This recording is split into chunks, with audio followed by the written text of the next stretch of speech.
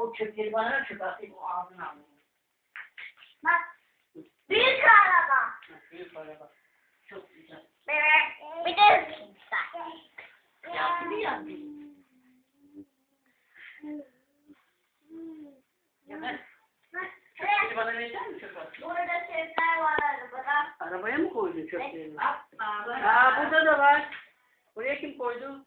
Ben. Sen mi koydun? Evet. Ayağın acımasın diye mi koydun? Evet, harcamasam. Ha. Bak. Düştü. Hı. Düştü. İçine sok, iyice sıkıştır. İşte bak. Mamuş o mamuş. Düştü mü gene? Evet. Yapıştırdı. Düşmüyor o. Ayağını bas üstüne. Üstüne. Ayağını bas üstüne. Bas ayağını. Heh, şimdi düşmedi. Düştü mü? Ayağıma yapıştı. Çok güzel evet.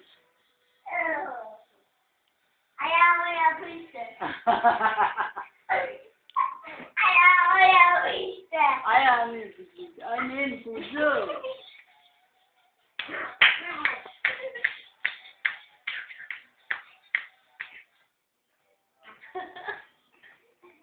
Bitti.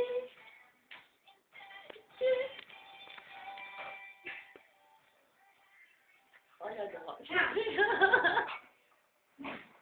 Biri büyük. Biri. Onu da oturma yerini poponun altına koy. Yastık yap onu, yastık poponun altına. Sonra bir.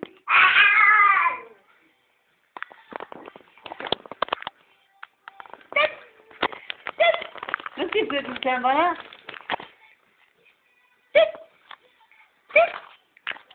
Dişsini. Dişsini. Dişsini. Çekemedin. Dişsini. Dişsini. Dişsini. Bana kendi de yapıyor biliyor musun?